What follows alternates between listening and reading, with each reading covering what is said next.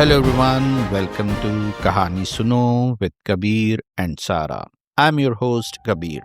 Before I start, I quickly would want to mention Sara in her last episode. She said some real kind things about my story.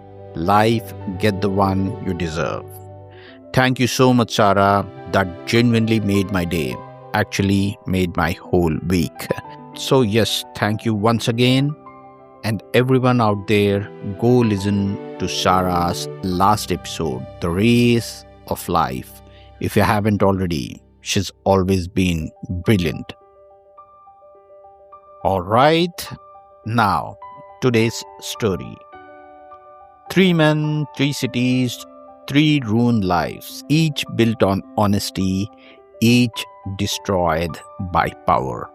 They never planned to meet, they never planned to become partners, but fate, as it often does, had its own script.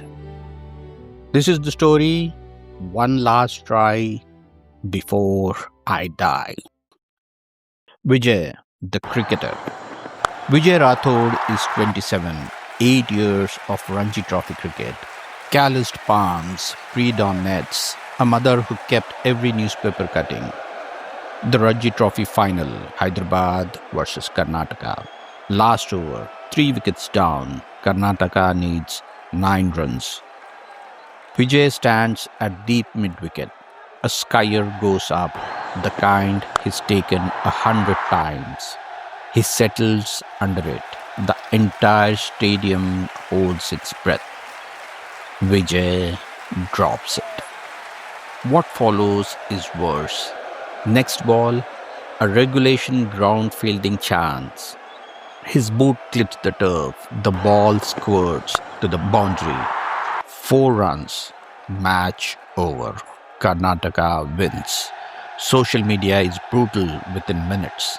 But the real blow comes 3 days later.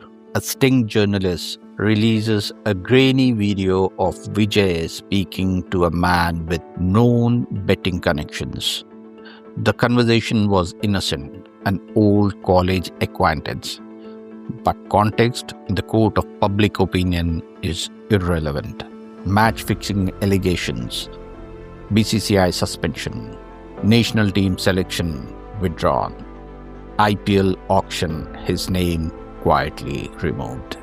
6 months pass, his bank account empties, his phone stops ringing, his mother stops asking questions.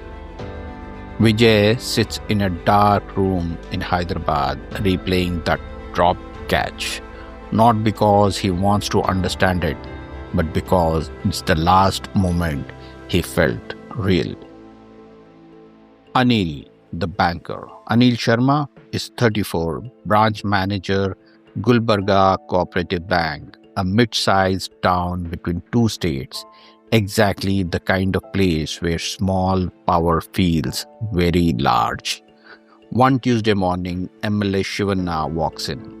Gold watch, 3 assistants, a personal loan application for 40 lakh rupees. No collateral, income documents clearly fabricated, and a credit history that would make any banker wince. Anil rejects it, politely, professionally, citing regulations.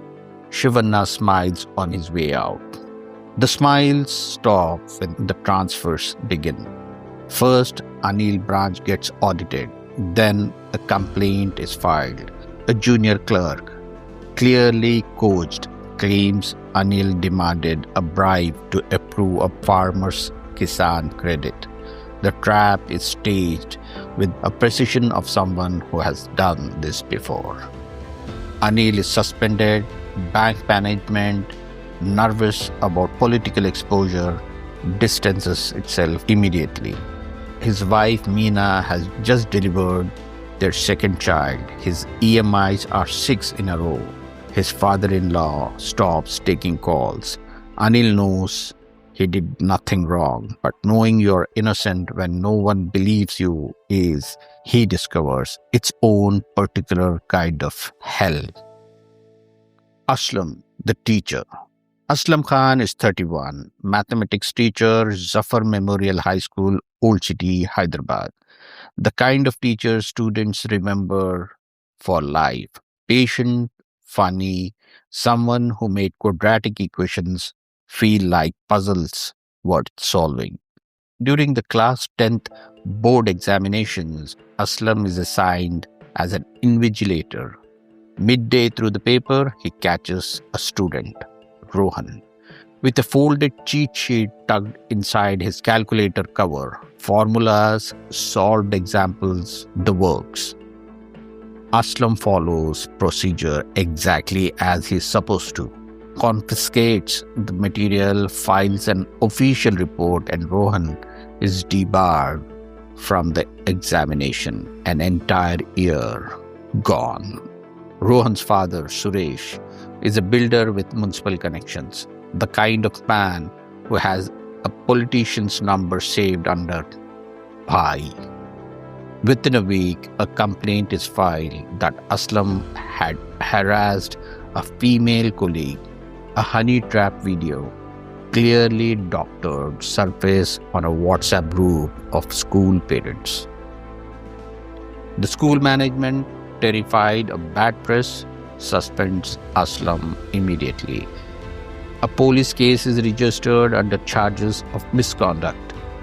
Aslam's name, now searchable online, returns only that story. His fiancee's family calls off the engagement. He is 3 months into his suspension when he stops leaving the house entirely. All three men, unknown to each other, reach the same place. Not literally at first, but emotionally, the edge. Each had found, through different searches of sleepless nights, the same helpline, Umeed, a Hyderabad-based mental wellness organization that works with people experiencing crisis, not a therapy, not a hotline in the clinical sense, more like a small, earnest NGO running on donations and the conviction that isolation is the enemy. Umid has a simple protocol. They don't just talk to you on the phone, they invite you somewhere. The Sanjeevani Club, a community recreation center near Nampally, runs chess tournaments, badminton evenings, and weekend board game sessions. Umid has a standing arrangement. When someone is in a dark place, they suggest the club. Not to fix anything, just to be around humans. On a Saturday afternoon in October, Vijay arrives first. Hoodie, cap pulled down. Then Anil, looking like a man who still irons his shirt out of habit even when he has nowhere to go. Then Aslam, carrying a chess book he doesn't read.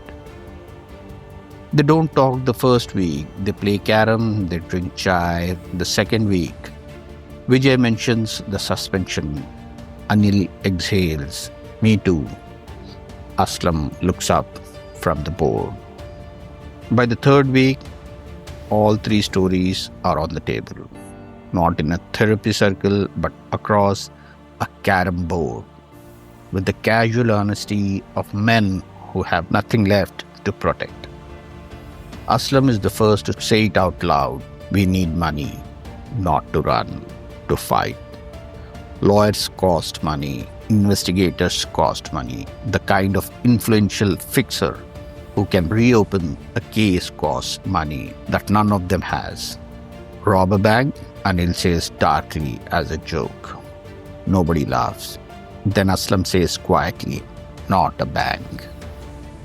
Karnataka State Assembly elections are 6 weeks away. Aslam has been following the news obsessively, the way idle, intelligent people do when they have nothing else to do.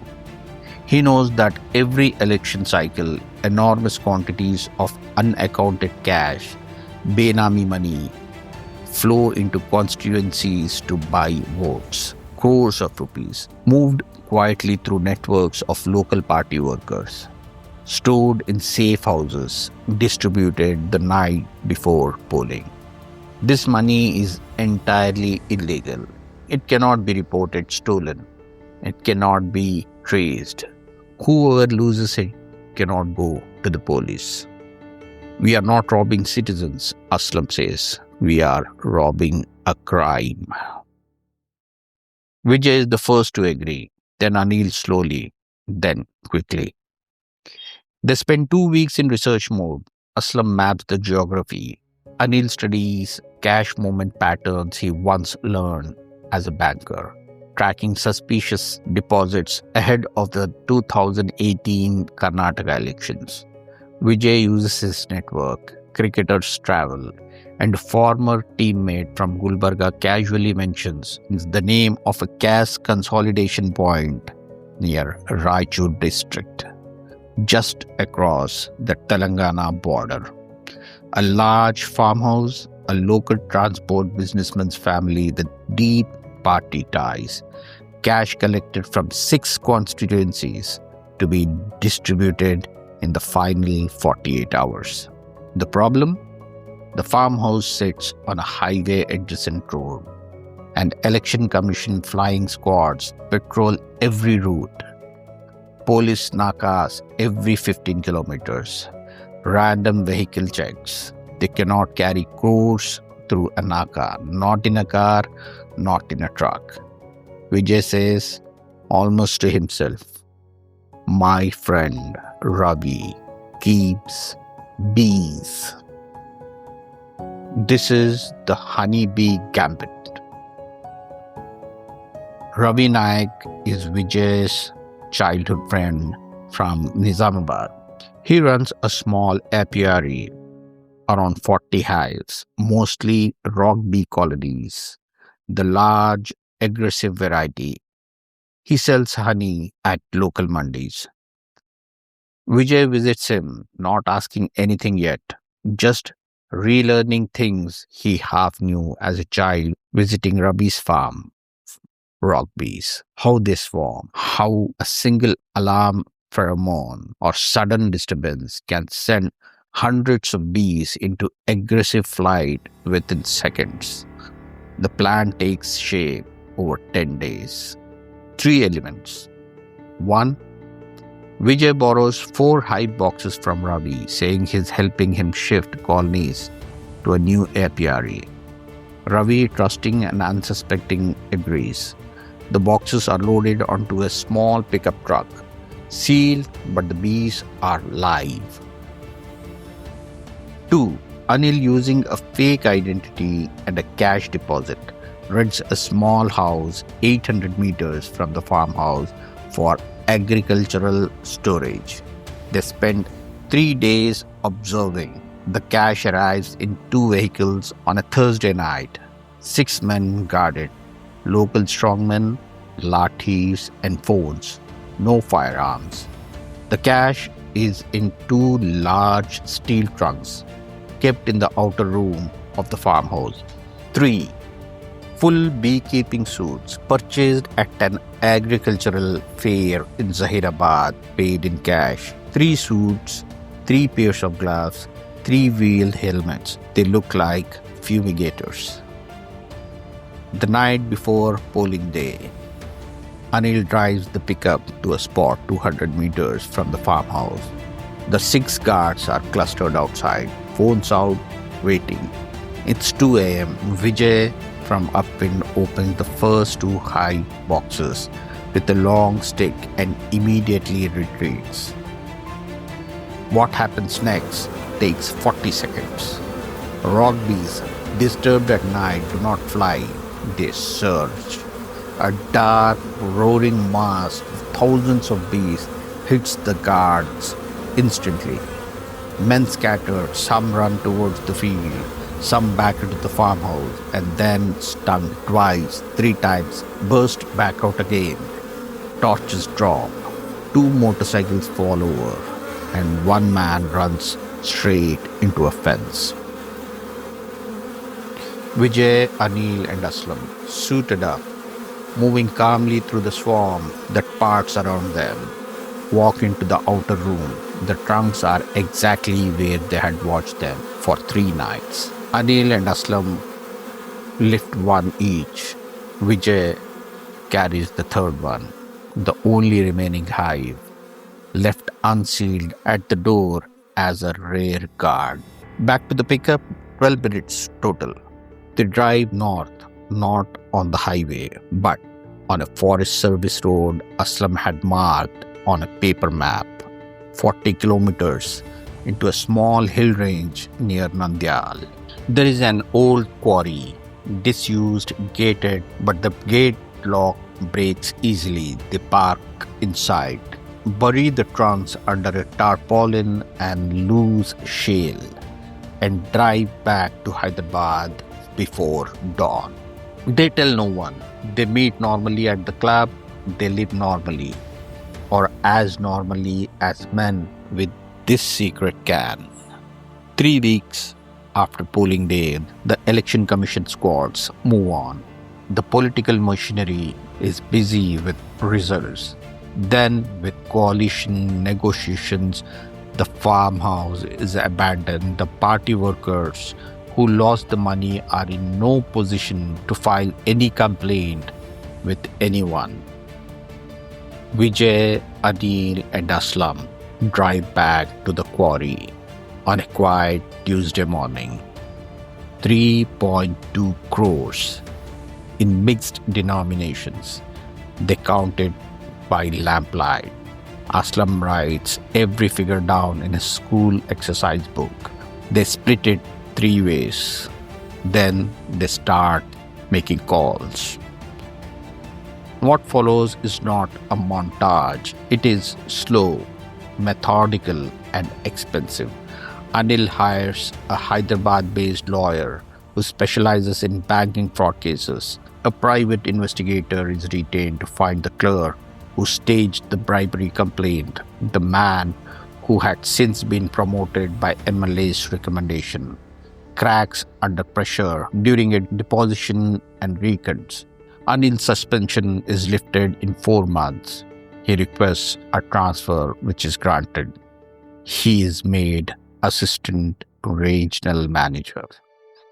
Vijay hires a sports law attorney and a forensic digital firm that analyzes the video footage used against him. The betting connection is traced. The man in the video is identified as a distant relative of a franchise team owner who had a financial motive to destabilize the Hyderabad squad. The BCCI ombudsman receives a detailed complaint. After 6 months, Vijay is cleared. He is 28, still young enough.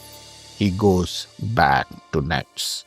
Aslam case is the cleanest. Once the money was there, a senior advocate fights for defamation and wrongful termination. The school management, now exposed to a counter lawsuit, quietly withdraws the complaint. The police case collapses when the victim colleague refuses to appear for a second statement. Aslam is reinstated. He does not go back to Zafar Memorial. He opens a small coaching center. Within a year, he has 40 students. They still meet at Sanjeevani Club. Same carom board, same chai. Vijay never tells Ravi what happened to the bees. Ravi assumes the colony is absconded. It happens. He's already started new hives. Anil doesn't think of it as robbery. He thinks of it as redistribution. Money that was already stolen from voters, temporarily redirected. He sleeps fine.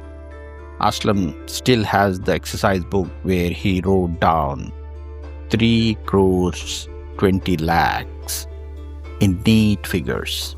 He keeps it in his desk drawer, not as a trophy, but as a reminder that sometimes the only way to fight a corrupt system is to be more creative than it is.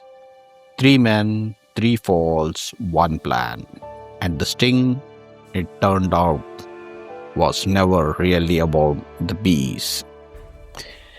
And that's Vijay, Anil, and Aslam.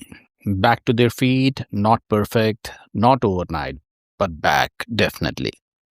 I think what I love about this story is that none of it would have happened if they hadn't found each other at exactly the right time.